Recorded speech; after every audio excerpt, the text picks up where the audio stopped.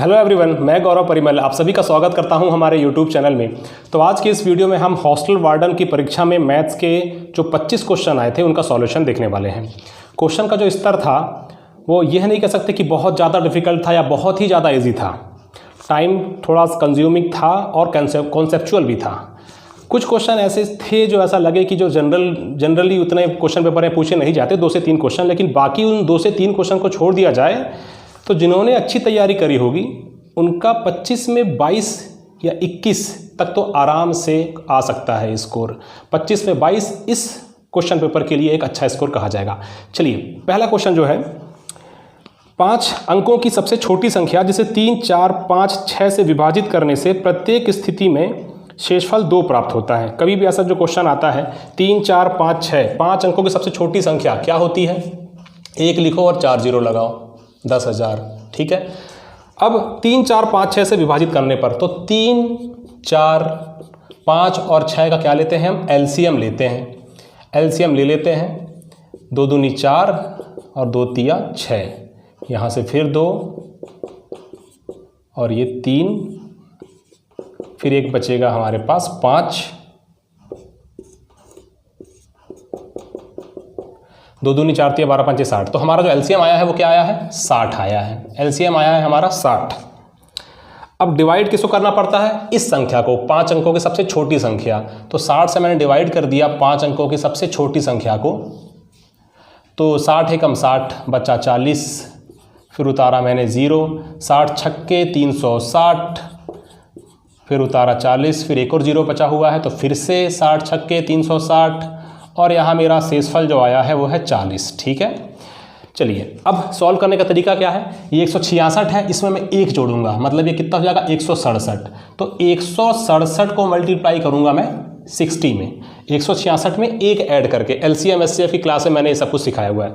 तो 167 से मल्टीप्लाई करूंगा 60 को, तो 7 छक्के 42 हो तो वैसे 4, 16 छक्के 96 और 4 100, और ये 0 था तो ये तो तब होता जब कोई शेषफल नहीं बचता। ये जो आता है जो हम मल्टीप्लाई करते हैं 1 ऐड करके, ये तब होता है जब कोई शेषफल नहीं बचता। लेकिन हमारे क्वेश्चन में क्या कहा गया है? प्रत्येक स्थिति में शेषफल 2 बचे। तो शेषफल 2 बचे तो 2 ऐड कर दो, 2 अधिक होगा तो वही शेषफल के रूप में बच जाएगा। तो ये 1,10,022। ऑप्शन नंबर सी इस क्वेश्चन का करेक्ट आंसर हो जाएगा। देखिए, आज के क्वेश्चन पेपर में बहुत सारे लोगों को ये समस्या आई है कि वह समय सीमा समाप्त होने पर 80 से 85 क्वेश्चन के ऊपर बढ़ नहीं पाए। कुछ लोग 75 से 80 तक जाकर अटक गए। जिनकी तैयारी अच्छी थी, जिनकी मैथ्स में स्पीड अच्छी है, वो 100 तक गए हैं। इसीलिए यहाँ पर स्पीड बहुत ज़्यादा मैटर करती है। मैथ्स के ऐसे एग्जामिनेशन जहाँ क्वेश्चन नंबर ऑफ क्वेश्चन 25-30 होते हैं और समय सीमा कम होती है, 2 घंटे की होती है, तो वहाँ पर आपको स्पीड पे काम करना पड़ता है। ठीक है। चलिए, नेक्स्ट क्वेश्चन में आगे बढ़ते हैं। किसी भी आयाम के लिए घन और घनाभ का आयतन समान होता है, बिल्कुल सही। तो जो पहला कथन तो है वो तो सही है। घन का क्षेत्रफल a क्यूब होता है। घन का क्षेत्रफल a क्यूब नहीं होता, क्या होता है? आयतन a क्यूब होता है। घन का क्षेत्रफल नहीं, आयतन निकालते हैं। वर्ग का होता है क्षेत्रफल, वो भी a स्क्वायर। तो ये तो r तो गलत है, तो इसका क्या हो जाएगा? a सत्य है पर r गलत है, मतलब ऑप्शन नंबर सी इस क्वेश्चन का करेक्ट आंसर हो जाएगा। a सत्य है पर r गलत है। अगला, एक चुनाव में एक प्रत्याशी को 65% मत प्राप्त हुए। जो विनर है उसको मिले हैं 65%। ठीक है, यहाँ कोई अवैध मत वाला तो सीन ही नहीं है। इसका मतलब जो लूजर होगा उसको कितने मिले होंगे? 100 में से 65 कम, मतलब 35%। इसका मतलब जो हार जीत डिसाइड हुई होगी तो वो किसमें? विनर और लूजर के मतों के अंतर से। तो 65 में 35 घटा दूंगा तो कितना बचेगा? 30। तो ये 30% जो है यह वो अंतर है, बताता है जो जीतने वाले और हारने वाले के बीच में है। तो ये है 36-45। ठीक है ना, 36-45 मतों से जीता, मतलब कि हारने वाले को जितने भी मत मिले होंगे, जीतने वाले ने हारने वाले को 36-45 मतों से हराया होगा, मतलब 36-45 अधिक वोट अर्जित किया होगा। तो ये 30% ही है, दोनों का डिफरेंस परसेंट में और वैल्यू में 36-45। अब टोटल मत हमको निकालना है तो हमको 100% की वैल्यू निकालना है। तो कैसे सॉल्व करें? एक काम करते हैं, 10% को रहने देते हैं और 36-45 में 3 का डिवाइड कर देते हैं। ये मैंने कैसे किया? 30 का मतलब 3 × 10। कैलकुलेशन आसान करने के लिए, यही छोटी छोटी चीज़ों से कैलकुलेशन आसान होता है, समय बचता है और बहुत ज़्यादा काम आता है पेपर में, 10 से 15 मिनट बच जाता है। अभी मैंने क्या किया, 3 को 3 गुणी 10 30 होता है, 3 को यहाँ ले गया। 100 बनाना है ना, 1 0 लगा दूंगा, ठीक है। 3 एकम 3, फिर 3 दूनी 6 और 15 3 45 होता है। तो 100 करना है तो 10 से मल्टीप्लाई किया, 10 से यहाँ मल्टीप्लाई किया, सीधे 12 15 और 1 0, 1 2 1 5 और ये 0, 1 2 1 5 और ये 0। ऑप्शन नंबर क्या है, ऑप्शन डी इसका करेक्ट आंसर हो जाएगा। इस प्रकार से अगर आप क्वेश्चन पेपर को सॉल्व किए होते, जहाँ पर आपको थोड़ा बहुत अपनी स्पीड को बढ़ाने के लिए प्रैक्टिस की ज़रूरत होती है, इसलिए पेपर के पहले जो मेरी क्लासेस थी उसमें मैं कहता था स्पीड बढ़ाना है तो ज़्यादा से ज़्यादा क्वेश्चन लगाइए आप। अब 25% देखो, 3 उत्तरोत्तर छूट, मतलब कि सक्सेसिव डिस्काउंट, सक्सेसिव केस लगाना है इसमें, बहुत बार पढ़े सक्सेसिव केस हमने। 25%, 10%, 8%। अब ये जो 25% है इसकी फ्रैक्शन वैल्यू 1/4, 10% है इसकी फ्रैक्शन वैल्यू 1/10 और 8% है इसकी फ्रैक्शन वैल्यू, देखो 4% की फ्रैक्शन वैल्यू 1/25 होती है। तो 8% की फ्रैक्शन वैल्यू इसका दुगुना, 1/25 का 2 से मल्टीप्लाई कर दो, 2/25 हो गया। अब देखिए एकल छूट बताना है, ये 4 है, ये 4, एक छूट दे दिए तो 3 बचा, ये 10 है, ये 10 है, एक छूट दे दिए तो 9 बचा, ये 25 है, ये लो 25, तीसरी छूट, 2 छूट दे दिए तो 23 बचा। मल्टीप्लाई कर दो, देखो 25 चौके 100, 100 धाम 1000, ऐसा फटाफट सॉल्व होता है, ठीक है, अगर तरीका पता हो। अब 9 दिया 27, तो 27 को इससे मल्टीप्लाई कर दो, 7 21 के खसलाई 2, 7 दूनी 14 तो 16, 23 दूनी 46, तो 1 6 12 तो चलिए 1 5 और 1 6, 621, मतलब 1000 से 621 कर दिया गया। मतलब कितना कम कर दिया गया, वही तो डिस्काउंट है। तो देखो 621 है, मतलब 21 कम करेंगे 100 में तो कितना बचेगा, ये लगभग ये बचेगा 79, ठीक है। और ये यहाँ से 379 सॉरी। तो ये जो 379 है ये डिस्काउंट है, किसकी रिस्पेक्ट में हम कैलकुलेट करते हैं, प्रीवियस वैल्यू 1000% निकालना है 100, तो 20 और 37.9, ये लो 37.9 ऑप्शन नंबर ए इस क्वेश्चन का करेक्ट आंसर हो जाएगा। तो ये सब ट्रिक पता होना चाहिए, तब पेपर में क्या है सॉल्व करने में आसानी होती है, समय बचता है। और ये समय बचाना है अगर आपको, तो आपको क्या करना है, ऐप इंस्टॉल करना है भूपेंद्र मिश्रा। उस ऐप में आपको कोर्स मिल जाएगा मैथ्स एंड रीजनिंग का। ऐप कहाँ मिलेगा आपको, तो प्ले स्टोर में मिलेगा। ऐप का नाम क्या है, जो नाम इस यूट्यूब चैनल का है, भूपेंद्र मिश्रा। इसमें आपको कोर्स मिलेगा मैथ्स एंड रीजनिंग।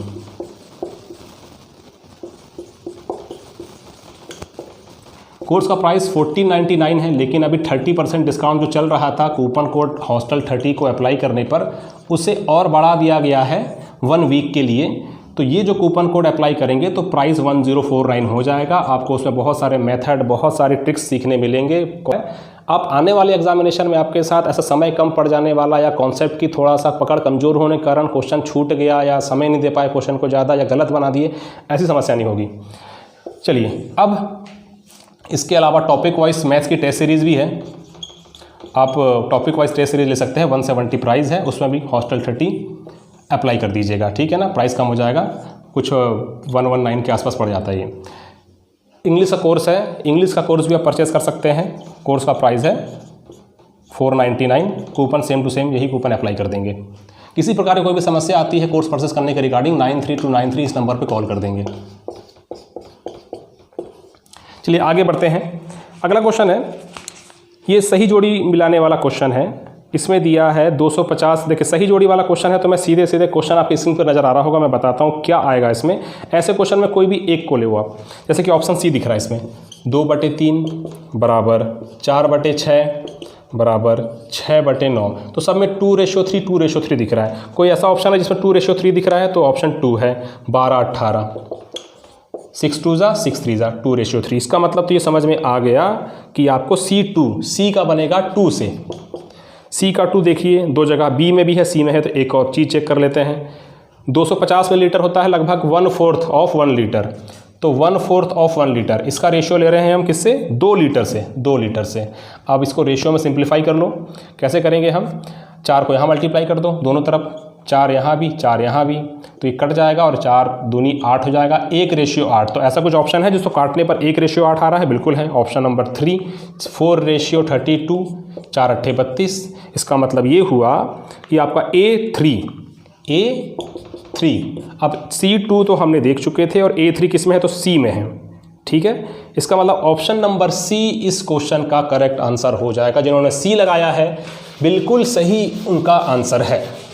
चलिए आगे बढ़ते हैं नेक्स्ट क्वेश्चन की ओर। क्या है नेक्स्ट क्वेश्चन? अच्छा, ये जो अगला क्वेश्चन है, जो रेखा वाला, ये जो मैंने 2-3 क्वेश्चन कहा था कि उन क्वेश्चन को छोड़ दिया जाए तो बाकी पेपर अच्छा था, इजी था, कर सकते थे। थोड़ा सा कुछ क्वेश्चन कैलकुलेटिव थे लेकिन डुएबल थे। लेकिन ये जो क्वेश्चन है इसमें थोड़ा सा आपको, ये जनरली हम तैयारी में शामिल नहीं करते हैं, फिर भी चलिए इसका सॉल्यूशन देखते हैं क्या है। चलो मैथ्स बैकग्राउंड के हैं उनको पता होगा, कभी भी जब ax + by + c, ये इसके समानांतर अगर हमको कुछ खींचना है, by + c = 0 के समानांतर रेखा का समीकरण, तो क्या होता है? Same to same ax + by + k = 0, बस इतना। अब ये यहाँ पर k वाला ऑप्शन कहाँ है? A2 हमको दिख रहा है B में और D में, B में और D में दिख रहा है, तो B में और D में से कोई एक ऑप्शन होगा। अब इसके बाद हमको पता है मूल बिंदु वाला, कभी भी मूल बिंदु वाला होता है तो सीधे सीधे वो 0, सीधे सीधे ax + by = 0। ऑप्शन जो आपका C है, समानांतर और मूल बिंदु से होकर जाने वाले रेखा का समीकरण, मतलब कि ये हो जाएगा आपका ax + by = 0, 1। तो C1 आपको चेक करना है और चेक करना है आपको A2 और C1, A2 और C1, ये आपको नज़र आ रहा है। A2 और C1 आपको दो ऑप्शन नज़र आ रहा है B और D में, तो ये दोनों के दोनों सेम हैं। अब परपेंडिकुलर की बात जहाँ आती है वहाँ पर माइनस लगा देना है, जैसे कि मूल बिंदु वाला Bx - ay = 0 है, ठीक है। तो यहाँ पर Bx - ay = 0, तो ये जो आपका मूल बिंदु वाला मतलब D4। अब ये तीनों चेक कर लो, C1 A2 D4, C1 A2 D4, option number B इस क्वेश्चन का करेक्ट आंसर हो जाएगा इस प्रकार से। अब ये क्वेश्चन कोई अगर स्किप भी कर दे तो कोई ऐसी बात नहीं है, क्योंकि थोड़ा सा रेगुलर पढ़ने वाला क्वेश्चन नहीं था, लेकिन इसका सही आंसर आपको बताना जरूरी है। तो इसका सही आंसर आएगा ऑप्शन नंबर B। चलिए नेक्स्ट, एक समद्विबाहु त्रिभुज का आधार 24 है। समद्विबाहु, दो भुजाएं बराबर, आधार कितना है? 24 है, आधार 24 है। इसमें थोड़ा कैलकुलेट करना पड़ेगा। आधार है 24 और क्षेत्रफल है 192। देखिए क्षेत्रफल होता है 1/2 बेस इंटू हाइट, ठीक है। और ये कितना दिया गया है? तो 192 दिया गया है। आधार कितना दिया गया है? 24, तो 1/2 × 24 × h बराबर 192। जो हाइट निकलेगी, क्या हाइट निकलेगी? ये वाली हाइट निकलेगी, ठीक है। और ये दोनों भुजा आपस में बराबर है, तो 2 12 और 12 15 180 होता है, तो 12 16, मतलब कि 12 × 12 और 50 12 × 72, ठीक है। h बराबर 16, तो ये जो हाइट है ये हमें मिल गई 16, और ये जो हमने लंब खींचा है तो टोटल BC था 24। तो अब लंब खींचने के पश्चात ये वाला हो गया 12 और ये हो गया 12, और लंब खींचने पर ये होता है 90।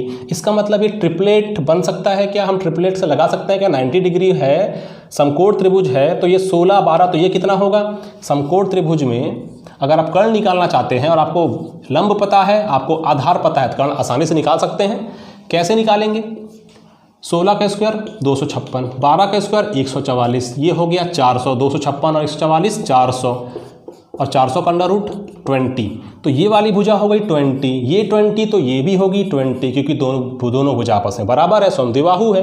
20 और इसका दोनों निकालना क्या है? इसमें परिमाप निकालना है। परिमाप मतलब कि ये तीनों भुजाओं का योग, तो 20 20 40, और यहाँ से ये तो पूरा 20 से लेकर सीधा 24 था, 20 20 40 और 24, 40 और 24 64 इस क्वेश्चन का करेक्ट आंसर हो जाएगा। ऑप्शन नंबर A इस क्वेश्चन का करेक्ट आंसर होगा। जिन्होंने 64 लगाया है एकदम सही है उनका आंसर। चलिए आगे बढ़ते हैं। एक कोण अपने पूरक कोण के दुगने से 30 डिग्री कम है। कुछ दिनों पहले मैंने पूरक कोण वाला कराया था, बोला था ये क्वेश्चन बिल्कुल आया ही। एक कोण अपने पूरक कोण के दुगने से, कोण मान लो थीटा है, तो थीटा अपने पूरक कोण के दुगने से, पूरक कोण मतलब कि 90 माइनस थीटा के दुगने से 30 कम है, 30 कम है, तो छोटा कोण कौन सा होगा? देखिए थीटा और 90 दूनी 180 माइनस 2 थीटा और माइनस 30। 180 में से 30 गया तो 150 और ये माइनस 2 थीटा यहाँ आया तो 3 थीटा ऐड होने के पश्चात और थीटा बराबर 150 डिवाइड बाय 3 मतलब कि 50। तो इसका पूरा कोण कितना होगा 90 माइनस 50 मतलब कि 40। हमको बताना है छोटा कोण कौन सा होगा, तो छोटा कोण है 40 डिग्री। ऑप्शन नंबर सी इस क्वेश्चन का करेक्ट आंसर हो जाएगा। अगला क्वेश्चन है, एक व्यक्ति ने एक वस्तु उसके मूल्य के 3/4 में खरीदी। अब देखिए जो फ्रैक्शन वैल्यू परसेंटेज वैल्यू बोलता हूँ अच्छे से पढ़िए, क्यों, क्योंकि यहाँ काम आता है। 3/4 में खरीदी, 3/4 एक फ्रैक्शन वैल्यू है। अगर इसे परसेंटेज वैल्यू में चेंज करेंगे मतलब कि क्या होता है 100 से गुणा करो या डायरेक्टली याद अगर आपने वैल्यू की है, अगर आपने मैंने जो कहा था फ्रैक्शन वैल्यू परसेंटेज वैल्यू याद कर लो तो सीधे सीधे 75% होता है 3/4। 75% में खरीदी है इसका मतलब क्या है, किसी व्यक्ति ने एक वस्तु के मूल्य के 75% में खरीदी है, मतलब कि वो चीज़ 100 की थी, ठीक है 100 की थी लेकिन इसने 75% में खरीद ली, 75 रुपये में ही खरीद ली। 100 रुपये कोई चीज़ थी 75 रुपये में ही खरीद ली।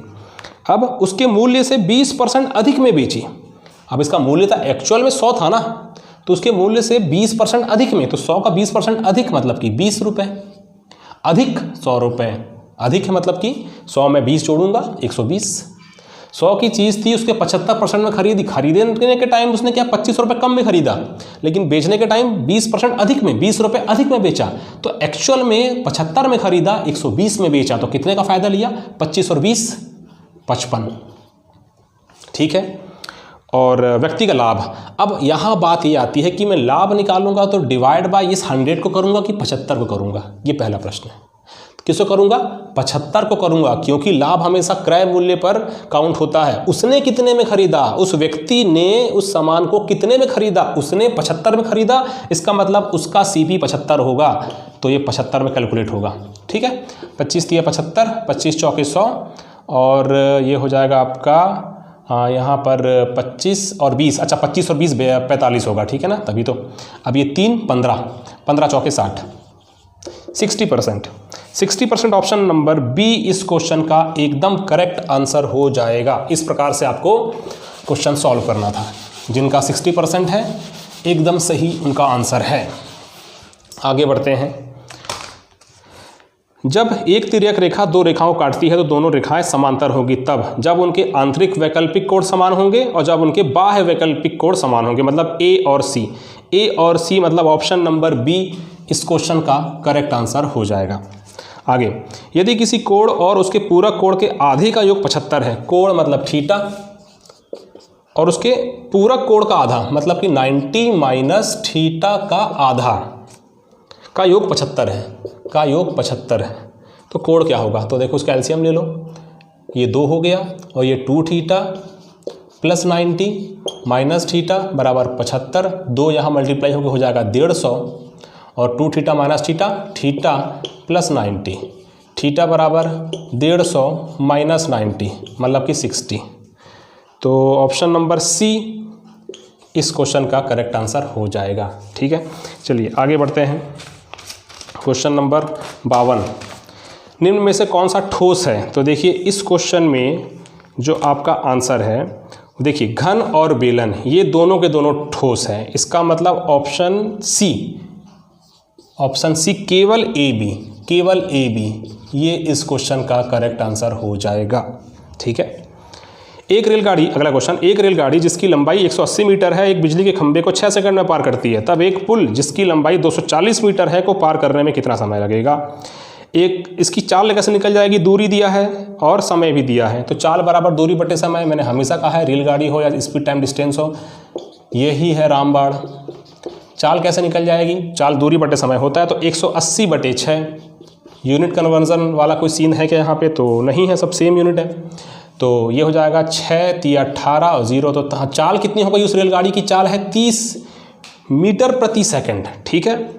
अब यही रेलगाड़ी एक पुल जिसकी लंबाई 240 मीटर है उसको पार करेगी, तो रेलगाड़ी तो पहले खुद की दूरी को क्रॉस करेगी प्लस पुल की भी दूरी को क्रॉस करेगी, ये लो। और समय कितना लगेगा, तो हमें समय निकालना है, समय निकाल लेते हैं। 24 × 18 = 42, 420, ठीक है। डिवाइड बाय 30, 0 से 0 गया, 14 या 42, 14 सेकेंड। ऑप्शन नंबर बी इस क्वेश्चन का करेक्ट आंसर हो जाएगा। ठीक है, चलिए आगे बढ़ते हैं नेक्स्ट क्वेश्चन की ओर। एक समानांतर चतुर्भुज की दो आसन्न भुजाओं की लंबाई 8 सेंटीमीटर और 9 सेंटीमीटर है। देखिए समानांतर चतुर्भुज कुछ इस प्रकार से हमने ड्रॉ किया। ठीक है, 8 सेंटीमीटर और 9 सेंटीमीटर है, 8 सेंटीमीटर और 9 सेंटीमीटर है। इन भुजाओं के सिरों को जोड़ने वाले विकर्ण की लंबाई 13 सेंटीमीटर है। ये हो गया 13 सेंटीमीटर। इसका क्षेत्रफल ज्ञात कीजिए। अब क्षेत्रफल ज्ञात करना है, मैंने ऐसा क्वेश्चन बताया था कि समानांतर चतुर्भुज रहेगा, एक विकर्ण रहेगा, तो इसको आप दो त्रिभुज मान लेना, पहला त्रिभुज दूसरा त्रिभुज।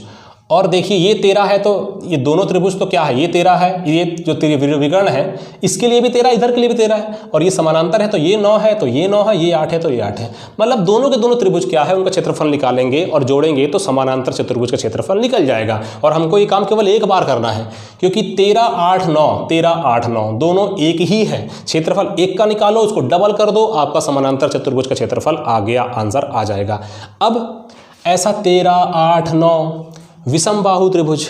अब विषम बाहु त्रिभुज का क्षेत्रफल क्या होता है, तो ये होता है under root S minus A, S minus B, S minus C, ये लो। और एस क्या होता है, तीनों भुजाओं का योग डिवाइड बाय 2। तीनों भुजाओं का योग मतलब कि 13, 8, 21, 21 और 9 30, 30 डिवाइड बाय 2 मतलब कि 15। बस फिर काम ही क्या बचा है, फिर तो सीधे सिर्फ फॉर्मूला पुट करो। s माइनस ए, 15 माइनस ए किसी को भी मान लो, यहाँ शुरू कर लेते हैं। 15 में से 8 कम कर दो, कितना आएगा 7। फिर 15 माइनस, चलो एक बार लिख ही लेता हूँ, 15 माइनस 8, 15 माइनस 9 और 15 माइनस क्या है विकर्ण 13। ये हो गया 15 इंटू 8 और 7 15, 15 9 और 6 15, और 15 में से 2 गया तो 2, ये लो। 3 पंचे 15, थोड़ा सिंप्लीफाई कर लेते हैं। 7, 3 दूनी 6 और ये 2, ये देखो ये बाहर निकल जाएगा, 3 और 3 बाहर निकल जाएगा, तो 3 बाहर निकला और यहाँ से 2 बाहर निकला, और 7 और 5 तो निकल नहीं पाएगा, तो 35 अंदर बचा। 3 दूनी 6, 6 रूट 35, तो ये 6 रूट 35 इसका क्षेत्रफल आ गया। अब इसका क्षेत्रफल 6 रूट 35 है तो इसका भी क्षेत्रफल 6 रूट 35 होगा। 6 रूट 35, 6 रूट 35 दोनों को जोड़ दो, 12 रूट 35 जिन्होंने आंसर दिया है एकदम सही आंसर उनका है। ऑप्शन नंबर बी इस क्वेश्चन का करेक्ट आंसर हो जाएगा। अगर ये वीडियो आपको पसंद आ रहा है तो लाइक ज़रूर कीजिएगा, ठीक है, कमेंट कीजिएगा कि वीडियो आपको कैसा लगा, और अपने सभी दोस्तों के साथ शेयर ज़रूर कर दीजिएगा। एक व्यापारी ने एक घड़ी 540 रुपये में खरीदी एवं उस पर ऐसा मूल्य अंकित किया कि 15% छूट देने के पश्चात भी उसे 19% का लाभ हो। घड़ी का अंकित मूल्य क्या होगा। कितने बार हमने ऐसे क्वेश्चन को सॉल्व किया, ये क्वेश्चन आते रहे हैं, आते भी रहेंगे आने वाले दिनों पर जितने भी एग्जाम होंगे। ऐसे क्वेश्चन हमने कई बार सॉल्व किए हैं। अपने ऐप में भी इस क्वेश्चन को फॉर्मूला से बताया गया है, शॉर्ट ट्रिक से ही बताया गया है, दोनों तरीके हैं। अब 540 देखो अंकित मूल्य दिया है, निकालना है, और हमें CP छूट दिया है, लाभ परसेंट दिया है, और CP दिया है। तो ये क्वेश्चन फॉर्मूले से ज़्यादा आसानी से बनेगा। 100 माइनस L, और यहाँ पर हो जाता है 100 प्लस P। MP हमको निकालना है। CP 540, 100 प्लस P 19% का लाभ हुआ है, 100 प्लस 19, और 100 माइनस 15% की छूट दिया है, तो 100 प्लस 19 सीधे सीधे 119, 100 माइनस 15 85, 17 पंचे 85, 17 सत्ते 119, और यहाँ 540 और था, तो ये जो 540 नीचे है इसको मैं उधर ले जाता हूँ, ठीक है ना। इधर से मैंने पक्षांतर कर दिया, सर तिर्यक गुणा। अब ये 5 एकम 5, 5 अट्ठे 40, अब ये 8 सत्ते 56, 0 है तो बच जाएगा, और 7 एकम 7, 756। चलो ऑप्शन नंबर डी। क्या था इस क्वेश्चन में, कुछ भी नहीं था, सिर्फ एक फॉर्मूला, और कुछ भी नहीं क्वेश्चन में ऐसा, ठीक है। आगे 3 संख्याओं में से पहली संख्या दूसरी की 2 गुनी और तीसरी की 3 गुनी है। अच्छा, मतलब पहली संख्या और दूसरी संख्या में कैसा रेशियो है, 1:2 का, ऐसा है, और तीसरी की 3 गुनी है। तो एक काम करते हैं, देखो थोड़ा दिमाग लगाते हैं। तीसरी की 3 गुनी, तीसरी मान लो 1 है मान लो, तो तीसरी की कितनी है 3 गुनी है, ये लो, ठीक है। और दूसरी की 2 गुनी है। ऐसा कौन सा नंबर है जिसका मैं दुगना करूंगा तो 3 आएगा? कॉमन सेंस, ऐसा कौन सा नंबर है जिसका दुगना करने पे 3 आता है? तो 1.5 है। तो ठीक है, इसको 1.5 मान लेते हैं ना। अब ये बड़ा अटपटा लगता है, लेकिन हमको आंसर देने से मतलब है।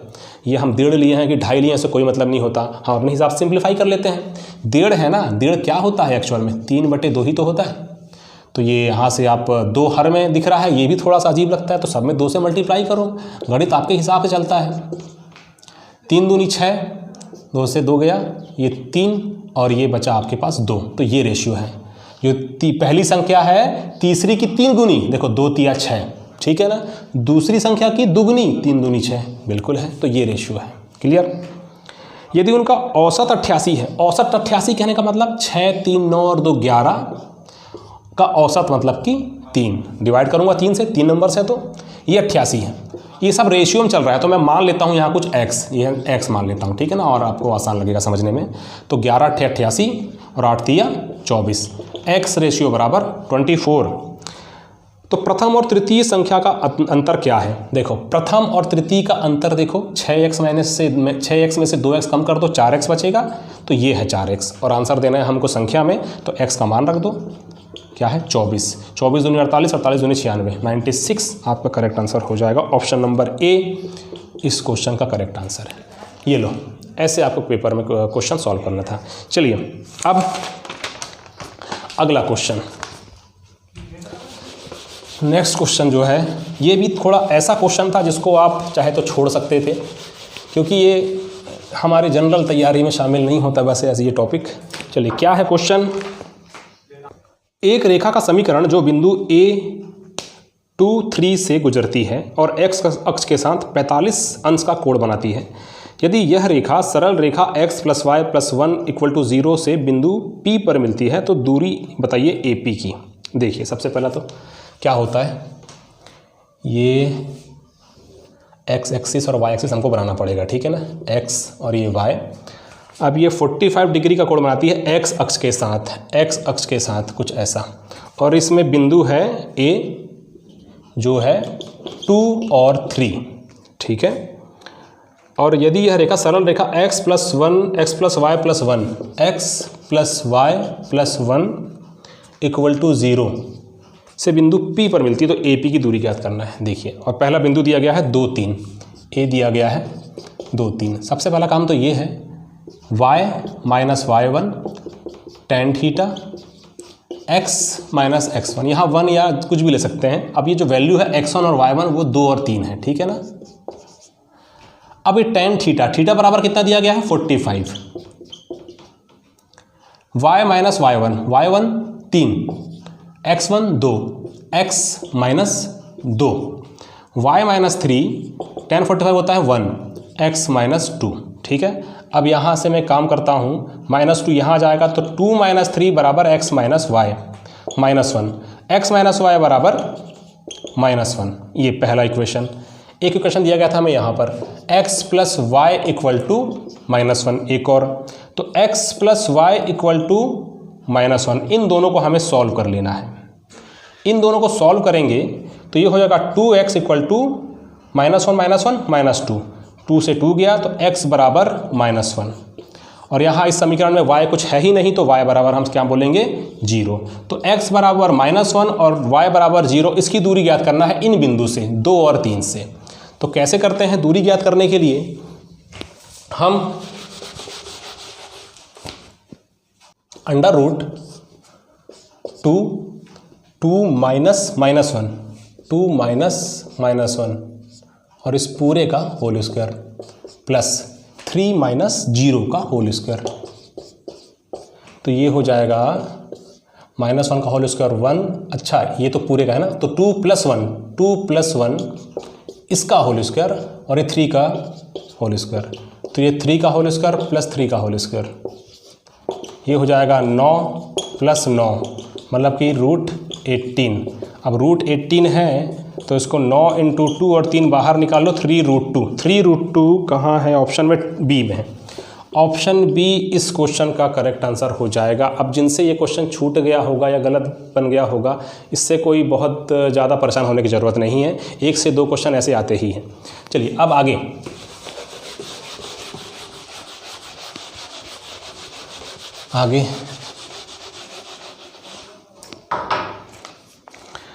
वह सबसे बड़ी संख्या जिससे 37, 56 एवं 93 को विभाजित करने पर शेषफल क्रमशः 1, 2 व 3 प्राप्त होता है।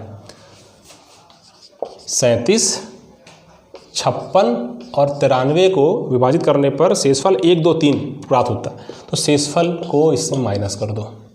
36, 54 और 90 इसका ले लो HCF लेना है हमें। कैसे लेना है देखिए, इसको तोड़ता हूँ 18 दूनी 36, 18 तिया 54 और 18 पंचे 90।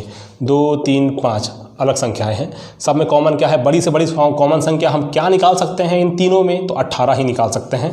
हमारा आंसर 18 है, ऑप्शन नंबर सी। ठीक है ना, HCF निकालना पड़ता है ऐसे क्वेश्चन में, जो शेषफल को घटा करके प्राप्त संख्याओं का। ठीक है ना, ऑप्शन नंबर सी 18 इस क्वेश्चन का करेक्ट आंसर हो जाएगा। अगला क्वेश्चन है अभिकथन और ये कारण वाला। 25% को दशमलव में बदलने के लिए हम 25 को 100 से विभाजित करते हैं, सही है। प्रतिशत को दशमलव में बदलने के लिए हम दशमलव बिंदु को एक स्थान बाएं ले जाते हैं, ये तो गलत हो जाएगा। ठीक है ना, तो ए, तो क्या आएगा इसमें, ए सत्य है परंतु आर असत्य है। ऑप्शन नंबर सी इस क्वेश्चन का करेक्ट आंसर हो जाएगा। ए सत्य है परंतु आर असत्य है। अगला भी अभिकथन और कारण वाला है। बहुत अधिक जनसंख्या वाले छोटे देश अविकसित होते हैं। हाँ सही है, ये जनसंख्या विस्फोट संसाधनों की कमी की ओर ले जाता है। बिल्कुल सही। जब बहुत ज़्यादा जनसंख्या हो जाएगी तो संसाधन तो सीमित ही हैं, तो बहुत ज़्यादा जनसंख्या होने से कमी तो पड़ेगी ही संसाधनों की, और बहुत ज़्यादा अधिक जनसंख्या होगी तो जो छोटे देश होते हैं, अधिक जनसंख्या के कारण उतना विकास होने में समस्या आएगी। तो दोनों के दोनों सही हैं। तो ऑप्शन के हिसाब से ए और आर दोनों नहीं, दोनों तो असत्य दिया है। ए सही है, ए एवं आर सत्य है, आर ए की सही व्याख्या करता है, मतलब कि ऑप्शन नंबर ए 60 का आंसर ऑप्शन नंबर ए हो जाएगा। अगला ये भी कथन वाला क्वेश्चन है। चतुर्भुज की क्रमागत भुजाओं का एक उभयनिष्ठ बिंदु होता है। चतुर्भुज हम बनाते हैं तो 2 क्रमागत भुजाएं ले लो, ये जैसे कि एक चतुर्भुज है कोई भी, तो ये देखो 2 क्रमागत भुजाएं, तो इनका एक कॉमन बिंदु है, उभयनिष्ठ बिंदु है, तो मतलब ये सही है। चतुर्भुज की विपरीत भुजाओं के 2 उभयनिष्ठ बिंदु होते हैं। 2 उभयनिष्ठ बिंदु कहाँ से होंगे, विपरीत भुजाएं, एक ये उभयनिष्ठ बिंदु, एक यहाँ हुआ, एक यहाँ हुआ, एक इधर हुआ, एक इधर हुआ, तो 2 तो नहीं है, 4 हैं। तो इसका मतलब ये तो गलत हो जाएगा। इसका मतलब ये हुआ ए सत्य है परंतु आर असत्य है। ऑप्शन नंबर सी इस क्वेश्चन का करेक्ट आंसर हो जाएगा। 61 सी आएगा। अब आगे बढ़ते हैं 62 क्वेश्चन नंबर, जो साधारण ब्याज से आया है और अच्छा क्वेश्चन है। देखिए 1500 रुपये, एक व्यक्ति ने 1500 रुपये साधारण ब्याज पर एक निश्चित दर पर निवेश किया एवं 2000 रुपये 2% अधिक दर पर निवेश किया। 3 वर्षों में टोटल ब्याज उसको 750 प्राप्त हुआ। पहले तो हम नॉर्मल ही करते हैं, ज़्यादा इसमें दिमाग नहीं लगाते। 1500 है ना, इसमें दर कितनी है, पहले के लिए हमको निकालना है कि 1500 में दर क्या थी, तो यहाँ पर x मान लेते हैं। समय तो 3 वर्ष दोनों के लिए है, ठीक है, दोनों के लिए है, ठीक। अब दूसरा वाला 2000 रुपये, 2000 रुपये 2% अधिक बोला है, 2% अधिक दर पर निवेश किया है, मतलब कि पहले x था तो अब यहाँ पर x + 2 होना चाहिए, ठीक है, और ये भी 3 साल के लिए है, तो ये डिवाइड बाय 100, और ऐसा करने पर टोटल 3 वर्षों में कुल ब्याज 750 प्राप्त होता है। बस अब इसको सॉल्व कर देना है। 1500 रुपये किस दर पर निवेश किए गए थे, x का मान निकालना है, ठीक है। 00 से 00 गया, यहाँ 00 से 00 गया, 15 तिया 45x प्लस 20 तिया 60 और 60 इंटू x 60x, 60 दूनी 120, 20 तिया 60, 60 दूनी 120 बराबर 750। 60 45 मतलब 105, 750 माइनस 120 कर लो, 750 माइनस 120, 0 में 0, 75 में 12 का 5 में 2 गया तो 3, 7 में 1 गया तो 6, 630। 105x बराबर 630, तो x बराबर 630 डिवाइड बाय 105। देखो 100 छक्के 600, 5 छक्के 30, साफ साफ दिख रहा है 6। ऑप्शन नंबर सी 6% इसका करेक्ट आंसर हो जाएगा। जिन्होंने सी आंसर दिया है एकदम सही बनाया है उन्होंने। अगला क्या है, सही जोड़ी है और बहुत ही सिंपल है। चाल बराबर दूरी बटे समय, मतलब कि A3 अब समय बराबर दूरी बटे चाल C2। A3 C2 कहाँ दिख रहा है? A3 C2 option number A3 C2 D, option number D दिख रहा है, ठीक है ना। तो इस क्वेश्चन नंबर 63 का आंसर है ऑप्शन नंबर डी। आगे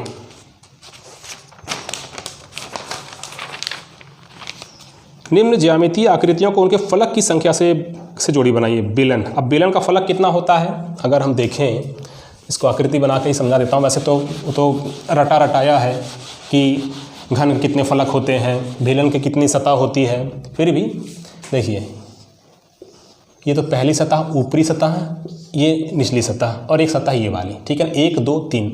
तो बेलन A3 ये होना चाहिए। और घन के 6 फलक होते हैं तो B4। गोला का एक ही सतह होता है, ठीक है ना, तो गोला का D1। अब इतना पूरा देखने की ज़रूरत नहीं है। शंकु का तो देखो एक शंकु ये होगा पहली सतह, और ये पूरी की पूरी एक सतह होती है, ये पूरी की पूरी, ठीक है ना, वक्री पृष्ठ जो है इसका। एक और तो शंकु 2 मतलब कि C2। A3B4 C2 मतलब यहाँ option number C। A3B4 C2 और D1 ऑप्शन नंबर C यहाँ पे करेक्ट आंसर हो जाएगा। चलिए अब क्लास का लास्ट क्वेश्चन, उसके बाद हमारे सभी के सभी क्वेश्चन बन गए। समझ लीजिए क्या है। यदि एक आयत के प्रत्येक आयाम को 100% बढ़ा दिया जाए, देखिए ध्यान से देखना इस क्वेश्चन में, कुछ लोग क्या गलती किए होंगे मैं वो भी बता देता हूँ।